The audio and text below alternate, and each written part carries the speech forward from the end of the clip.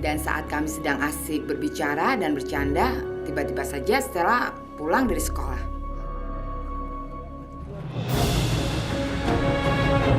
Mama,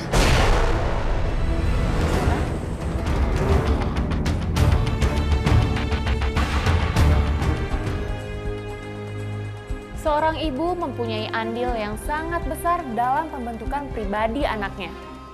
Tetapi bagaimana jika pola asuh yang diterapkan itu ternyata salah? Apakah yang akan dilakukan oleh Linda selanjutnya? Singkat kata, akhirnya aku bisa menikah sama Mas Andre. Mau nggak mau, Stella mesti bisa nerima aku sebagai ibunya. Aku senang. Aku sekarang bisa ngatur-ngatur dia. Aku bisa berbuat seenaknya sama dia. Dan dia sering kusuruh-suruh. Kamu tahu kan, 3 hari Bibi pulang kampung, rumah berantakan. Jadi habis ganti baju, bersihin seluruh ruangan rumah, cuci piring. tapi kan Stella capek, Ma. Stella mau Stella, istirahat. Papa sudah kasih kepercayaan sama Mama untuk ngurus rumah. Dan tugas kamu, bantuin Mama. Tapi kan, Ma. Sudah sana, ganti baju, bersihin seluruh rumah, cuci piring. Stella capek. Sudah sana.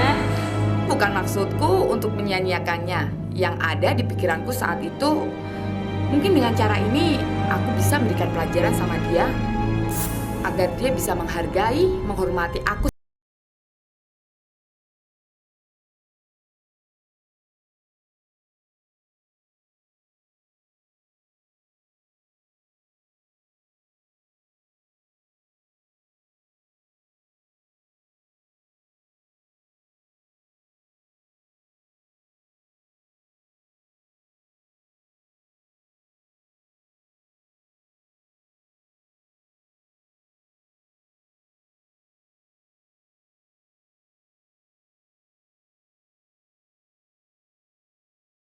Dengan semua perlakuanku padanya.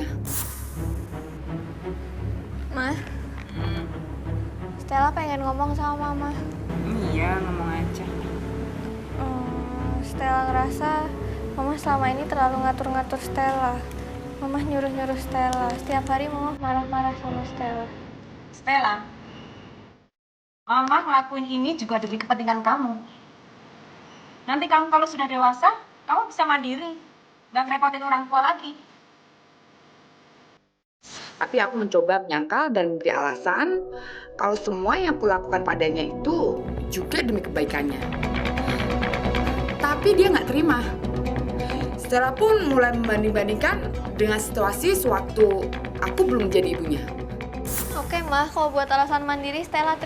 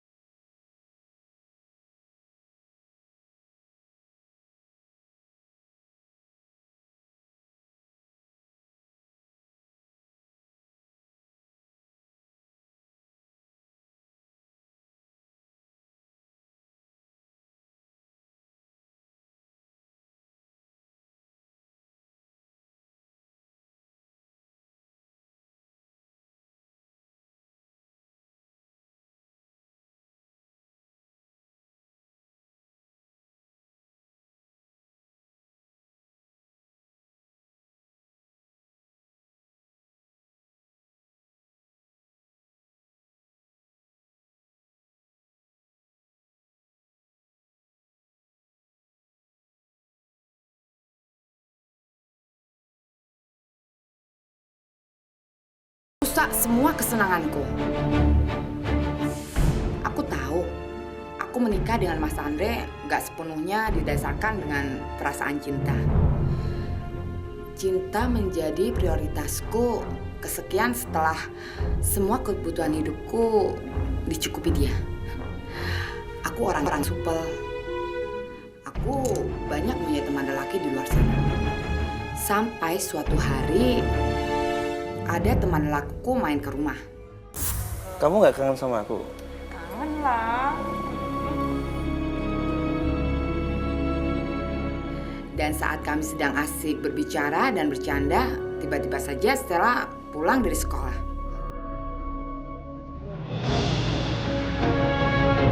Mama,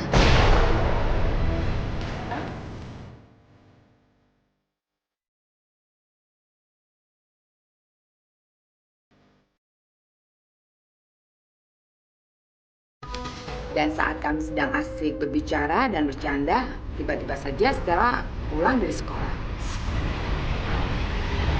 Mama, Saat itu aku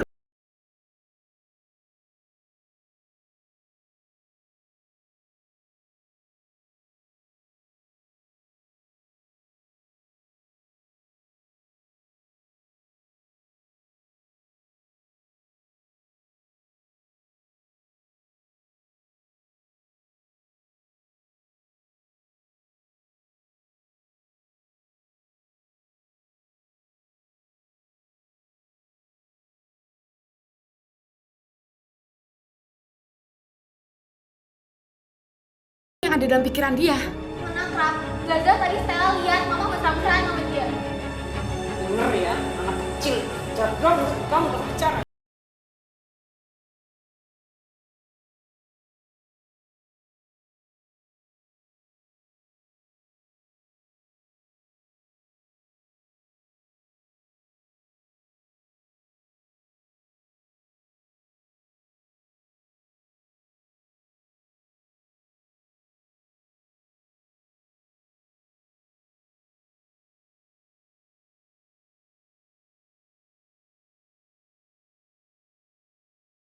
Kecil, tapi Stella tahu mana yang temenan, mana yang pacaran. Jelas-jelas Mama mesra-mesraan sama dia. Mama selingkuh kan? Awas ya, jaga mulut kamu. Jangan sampai masalah ini kamu aduin sama papa.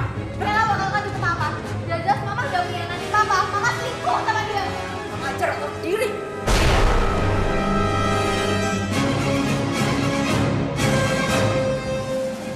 Ingat ya, kalau sampai papamu tahu, was kamu.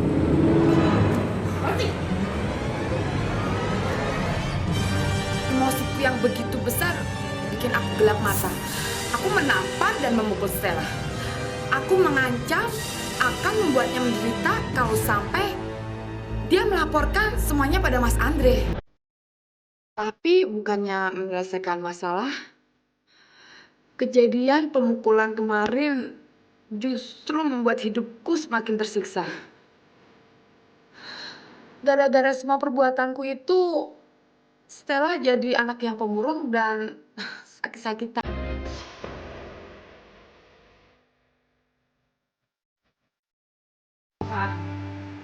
Apa nggak usah khawatirin Stella? Dia itu paling kecapean. Sekarang kan punya kegiatan di sekolah. Nanti kalau sudah tidur juga baik kan? Tapi bukan itu saja. Bukan itu saja yang membuat aku menyesal. Sikap